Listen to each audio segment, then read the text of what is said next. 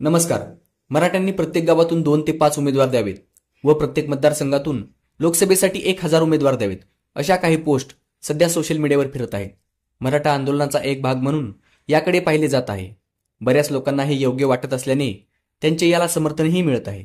आपण मात्र याचा मराठा समाजाला काय फायदा होईल किंवा तोटा होईल ते पाहणार आहोत. तसं पाहिलं तर प्रत्यक्ष यातून मराठ्यांचा काहीच फायदा होणार नाही. कारण यातून काय साध्य होईल? शासनाला फक्त एक फरक पडू शकतो, तो म्हणजे निवडणूक आयोगावर ताण येईल.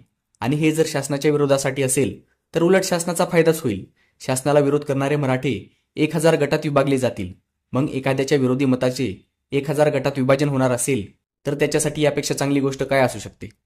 परंतु यामुळे मराठ्यांचं नुकसान होण्याची शक्यता मात्र जास्त आहे. जसं प्रत्येक उमेदवाराला 25,000 रुपये एवढी अनामत रक्कम भरावी लागेल आणि जवळजवळ प्रत्येकाचीच अनामत रक्कम ही जप्त होणार आहे. कारण काही मराठा हा पक्षाच्या उमेदवाराला मत देणार आणि उरलेला मराठा 1000 उमेदवारांना.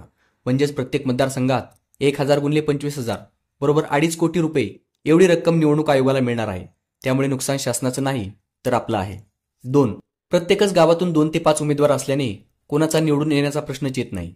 मात्र चालू काम सोडून मराठा तरुण प्रचार करत फिरणार आणि पैसा व वेळ दोन्हींचं नुकसान करणार. 3. प्रत्येक पक्षात काही ना काही प्रमाणात मराठा आहे. त्यामुळे प्रत्येक गावात मराठ्यांचे आधीच 4 ते 5 गट आहेत. त्यात हे नवीन उमेदवार म्हणजेच प्रत्येक गावात मराठ्यांचे 8 ते 10 गट तयार होणार. 4. मराठ्यांच्या प्रत्येक समस्येचं कारण हे मराठा एकत्र नसणे हे आहे आणि एकत्र नसण्याचं कारण राजकारण आहे.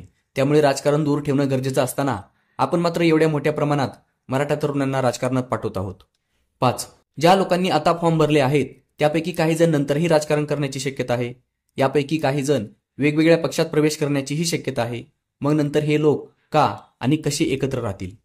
6. आंदोलन हे पूर्णपणे राजकीय होईल आणि राजकारण वाढलं की आंदोलनाची शक्ती कमी होते. परंतु तरीही यामुळे जर मराठा समाजाचा काय फायदा होणार असेल तर कमेंट करून सांगा. आपण त्याचाही विचार करू. कारण आपली कोणती विचारधारा नाही किंवा मत नाही.